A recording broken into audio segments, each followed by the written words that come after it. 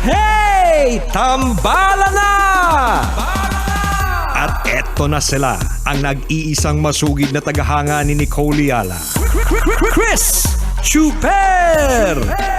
Kasama ang nag-iisang die-hard fan ni Chris Chuper, Nicole Yala!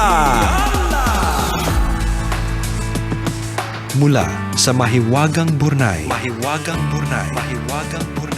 ang kwento.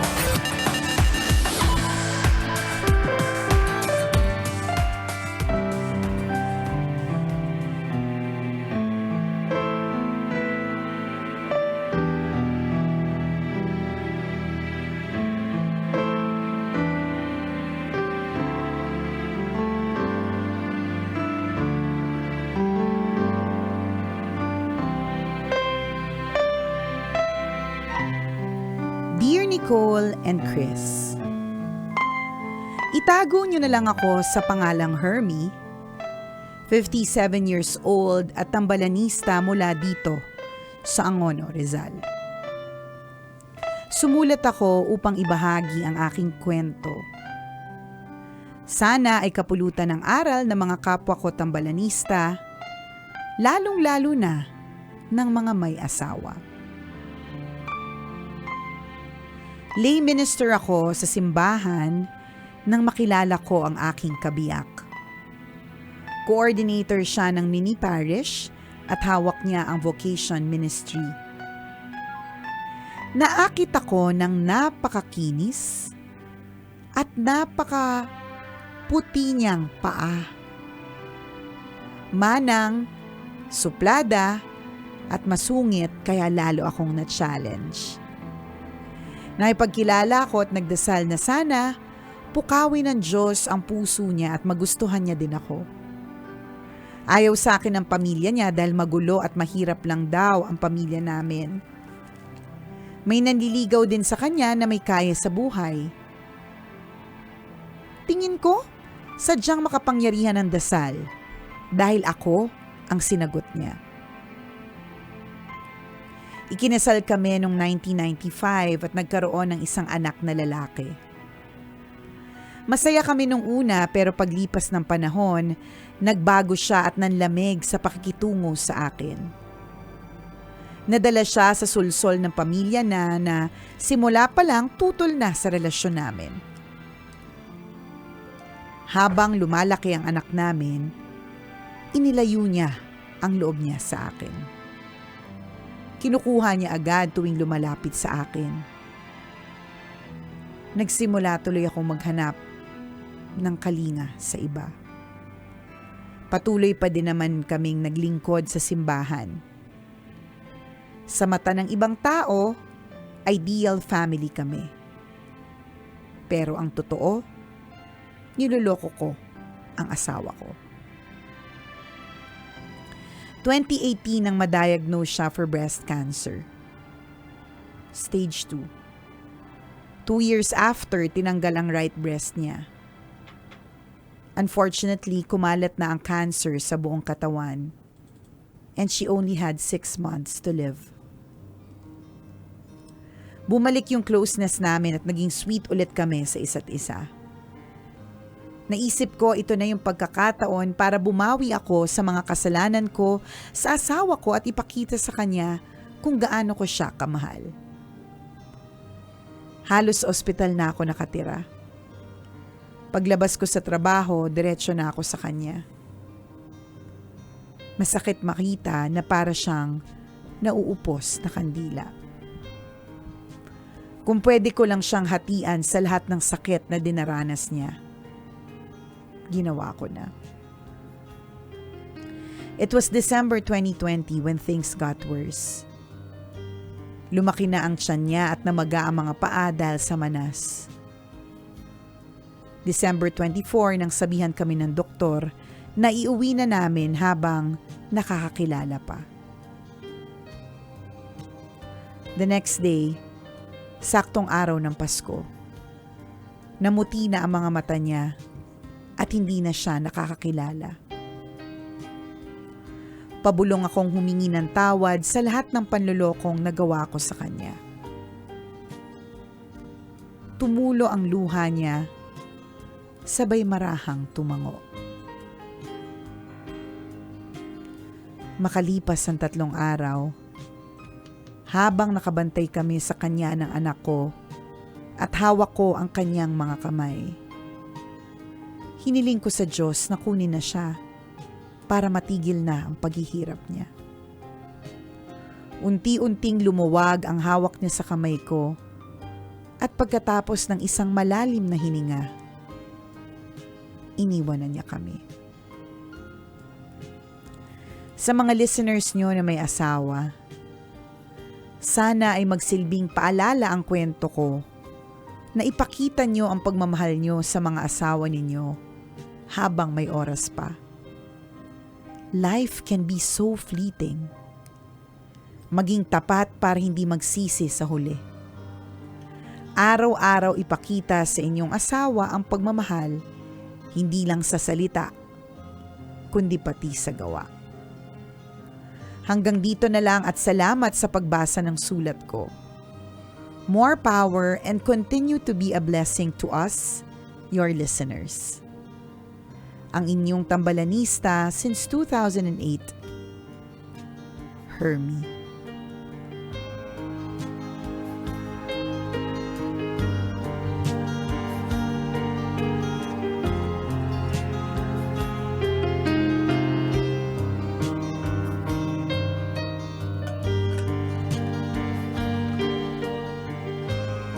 Ang bigat naman ng Oo nga. ng Thursday kwento. morning namin. Kaya nga, ang bigat.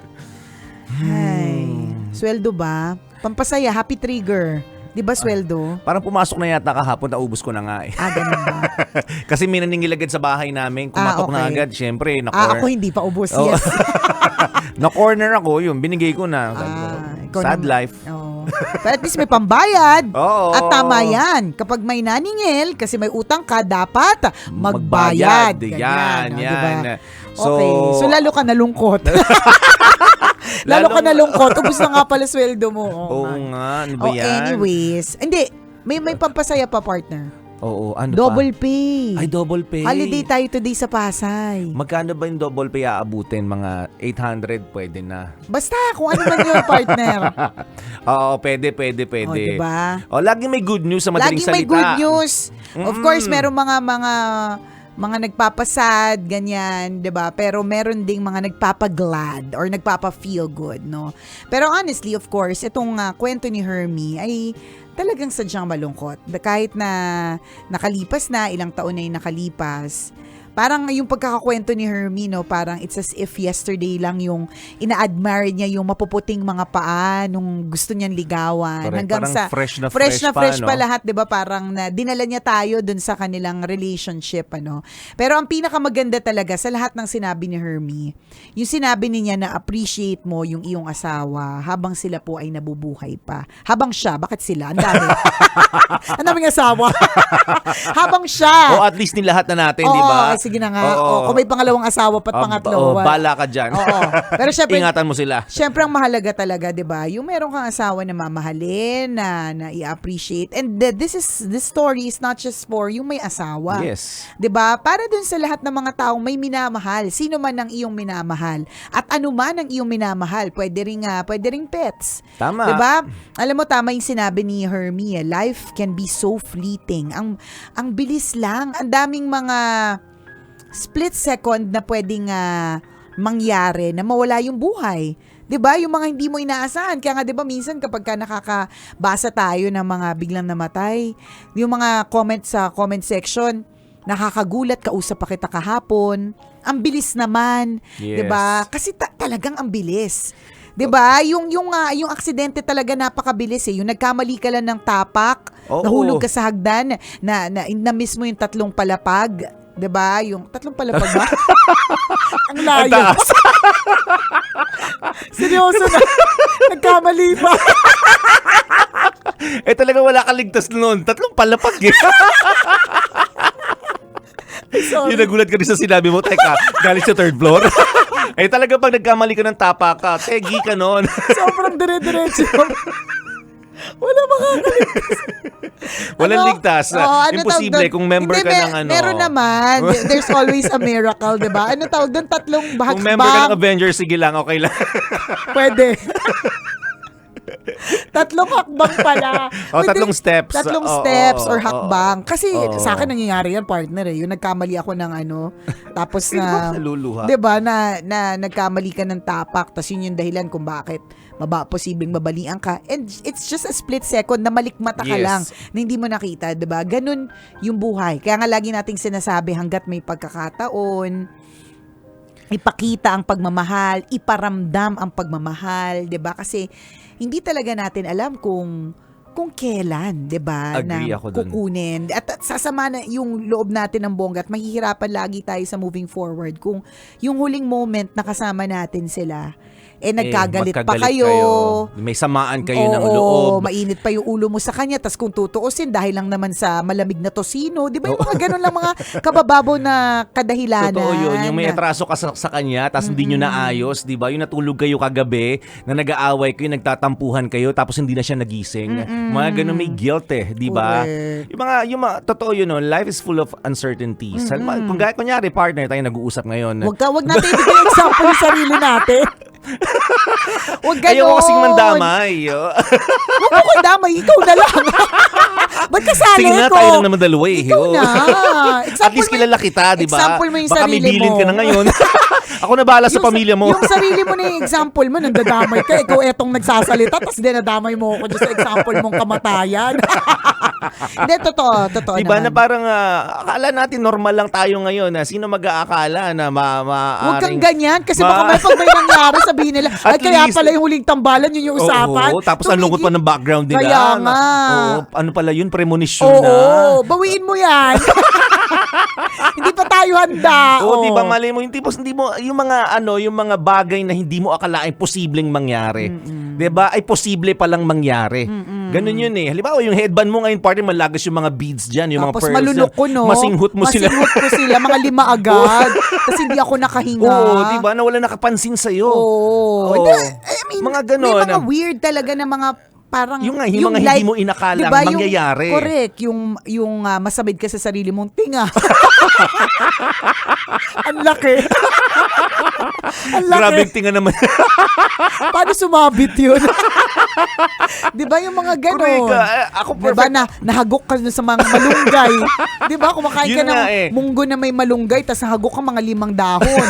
Tapos nagbara siya dito sa lalamunan. O dun sa air pipe. Yes, yun sana yung gusto kong bigay na example. Diba last time kumain tayo sa isang restaurant. Nag-enjoy naman tayo sa pagkain. Yun yung inano tayo, nilibre tayo ni Naku, hindi na makakaulit yan. Hindi natin natandaan yung pangalan nun ng libre. Artista. Ay, naku, tandaan mo! Artista. Ang ingay. O tapos. Nilibre niya tayo sa restaurant. Nakalimutan ko to yung hindi ako mapakali. Nasa dulo ng dila ko yung pangalan niya. Hindi kasi ko kasali. Kasama ka. Kasama ba ako?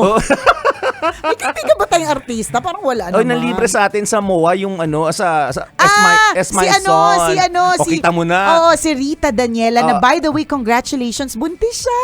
Uy, congrats Rita. Congratulations Rita, we love you. Yes, hope to see you soon. And sana maulit yung mga librehan natin sa lalong madaling panahon. Lalong madaling panahon, iba na ang priority. Di ba, nag-enjoy lang naman tayo na kumakain sa masarap na pagkain. Tapos yung biglang sumabit po yung tentacle ng pusit sa lalamunan ko. Maluha-luha ako, maduwal-duwal ako sa kinain ko. Natatawa nga kaming dalawa ni Rita. Pero nahihirapan na ako, di ba? Hirap ka na ba huminga nun? Tawa pa ako ng tawa. Dinadaan ko na sa tawa ba kasi ayoko mapahiya. Hindi, tsaka dinadaan mo sa tawa baka sakaling yung tentacles matanggal sa pagkakadikit, di ba? Totoo yun. At may mga... Huwag ka kasing madaming sumubo. At saka ang natutunan ko doon, dapat ninunguya pala. Kaya nga Huwag lunok lang ng lunok. Ano ka ba? Wala ka bang ipin? Sinipsip mo na tapos linunok mo yung tentacles sa puset. Pambihira. Sumabit yun. And ang dami ko nang na-experience na gano'n. Nang sumasabi na parang pag hindi ko naagapan o wala nakapansin sa akin o hindi ako naabutan agad ng tubig, correct. posible talagang maharangan yung air supply ko. And the tendency is... it's ano mo yun? Mga cause of death. Correct. Posible. Di ba yung mga ganong instances ang na pangit, hindi... di ba sa ospital? Cause of death, puset. tentacles po ng puset. Anong kinamatay? Inihaw na pusit po. Sumabit kasi. Sumabit eh, hindi daw Oo. ginuyak. Ang pangit ng usapan Diba? sa buro. Sa halip na maiyak sila sa Oo, lamay mo, parang- natatawa-tawa pa Parang sila. hanggang sa huling sandali, di ba Oo. nagpapatawa pa rin? Namatay na nga, nag-iwan pa ng Oo. tatawa-tawang experience. Nakakalurky. So, Hindi, yun- pero nakakatawan man siyang pakinggan, no? Pero posible. Nung time na nangyari yun sa'yo, partner, I'm sure Laluha-luha, kinabahan di ba? ka Ano ba rin. kita nyo nung pulang-pula yung mata ko noon kasi hindi nga ako masyadong makahinga. So yung mga, yun lang, ilang halimbawa na hindi natin akalain posibleng mangyari. Yes. Di ba nakakala natin normal lang lahat pero ilang minuto ang lumipas, maaaring hindi na pala okay yung kasama mo. Ikaw part na maaaring okay nga ngayon, mamaya hindi na. Hindi natin talaga kasi masasabi. walang assurance sa mga bagay sa mundo. Oh, ito na naman yung walang assurance yung of tomorrow. So bakit tayo kailangan mag-ipon? Oh. Huwag tayo ma-pressure, guys. Huwag mag-ipon. Oo. Hindi ka sure kung buhay ka tomorrow. Oo, Charot. Nalala ka lang. Posible din kasi Oo. wala naman, totoo nga life is full of uncertainties. Hindi natin akalaing buhay pa tayong lahat bukas. 'Di ba? Ikaw na nakausap namin ngayon, 'di ba? Ikaw partner nakausap ko ngayon. Totoo. Hindi natin alam kung sino mauuna sa ating Correct. dalawa. Basta ako confident ako kasi masamang damo ko. Ikaw, dahil mabait-bait ka, di ko sa'yo sure. Kasi madami na ako mga kilala mga nauna yung mababait. Oo, yun, medyo nakakatakot din tuloy. Kaya nga, Oo, teka, diba? nagagawa nga akong kasalanan mamaya. Pakasali ma-extend. Kasi daw, kaya daw sinasabi na ang masamang damo ay matagal mamatay. Kasi lagi daw nagbibigay si Lord ng chance na magbago ka. magbagong buhay. Totoo diba? naman So hanggat yun. hindi mo na-achieve yung ganong level ng pagbabago at ready ka na to meet the Lord, Correct. buhay ka ng buhay. Tingnan mo yung yung kakilala mong kaaway mo, di ba? Oh, hanggang Sama-sama ngayon. na ugali, nang i-estapa, ng siskam, pero buhay na buhay pa rin. Ang taba pa nga. Sigla-sigla niya. Oo. Grabe yung kasiglahan. Tinan mo, scam na naman mamaya kaya yan. nga. Di ba? Yan yung mga example talaga ng mga masasamang damo. Charot. So, Oo, di ba yun yung it's so sinasabi uncertain. natin? Yes. At napakaganda nung lesson na gustong iwanan sa atin ng kwento ni Hermie. Na totoo yun, no, habang nabubuhay tayo, dahil nga walang kasiguruhan ng bukas, gawin mo na yung dapat mong gawin today bilang tatay, bilang asawa, bilang girlfriend, Huwag mo bilang nang ipagpasa katrabaho, bukas. di ba? Bilang master ng pet mo. Correct. Ang hirap kasi yung mga kote-quotation na yan, dyan tayo napapahamak eh. Diba? Correct. Huwag mo nang gawin ngayon ang pwede mo nang ipagpasa bukas. Diba? Baliktad. Pero marami sa ating gumagawa nun. Bukas ko na lang gagawin. Oo. Bakit ko gagawin ngayon? Pwede ko namang ibukas gawin. Oo nga naman. Diba may katotohanan din. May point din naman. Kasi yun. pag tinapos mo nga naman ngayon, Wala sige, ka nang gagawin wala ka nang bukas. gagawin bukas. Diba? So wag mong gawin ngayon. Kung pwede mo namang ipagpasa bukas. Diba yan yung mga pampalitong quotation Oo Pero sa nga. totoo lang, kakasabi mo lang, diba, wag mo nang ipagpasa bukas. Correct. Ang bagay na pwede mo nang gawin ngayon. Totoo yan, diba? ha? To love, to serve, to share. Yan, ganun. Correct, napakaiksi lang po ng buhay na, di ba, minsan, sa isang taon ko na lang gagawin to.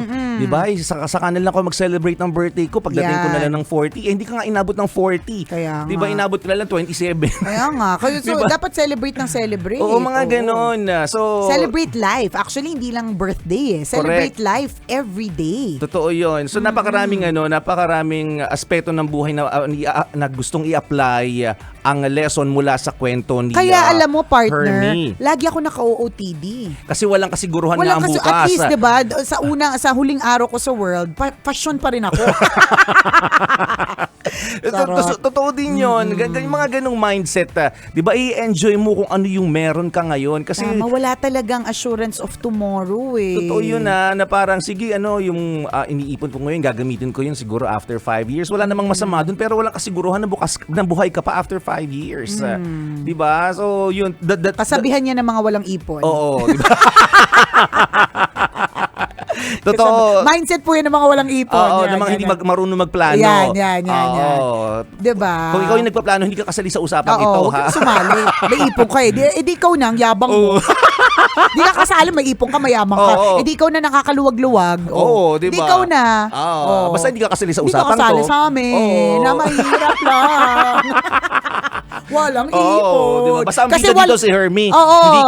Kung hindi ka kagaya ng kwento ni Hermie, hindi ka kasali dito. Kaya nga, kung planado na yung life mo, edi wow, edi ikaw na, planado yung life mo. Galit. Sige nga, alam mo kung kailan ka mamamatay. Oo, Alam mo kailan ka diba? magkakasakit. Ipon-ipon talaga. Oh, charot. Char lang.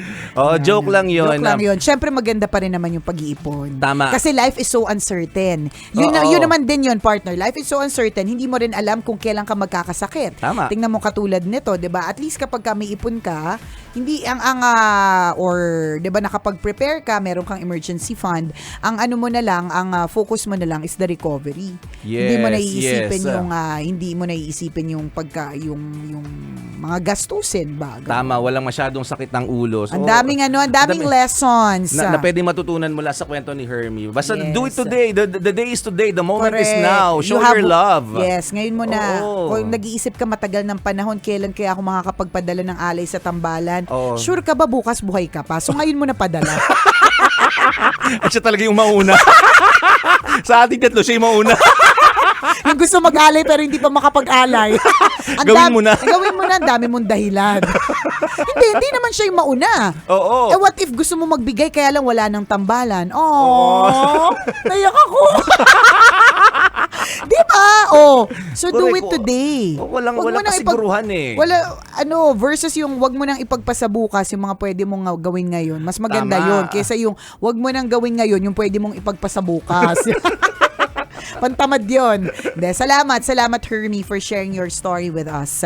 At naway maraming lessons na napulot yung mga tambalanista natin mula sa kwento mo. At kung ikaw, Kabisyo, meron ka ring kwento na gusto mong i-share sa amin, pwede mo kaming i-email. Send your stories at Mahiwagang Burnay Story @gmail.com. Malay mo, kwento mo na ang ating pag-uusapan sa mga susunod na araw. Kaya send mo na yan, Kabisyo. Muli ako po si Nicole Yala. Batiin ko lang, partner. Ay, Nakatutok go. lang sa atin ang mga kaibigan natin dyan sa Bell and Glam Beauty Salon dyan sa Lukban, Quezon. Hello po, good morning. Hi kay Mama Roy, kay Mommy Nell O'Neill, kay Ate Len, kay Christian, at syempre sa aking high school classmate and kaibigan na si Adrian Cortez Absulio.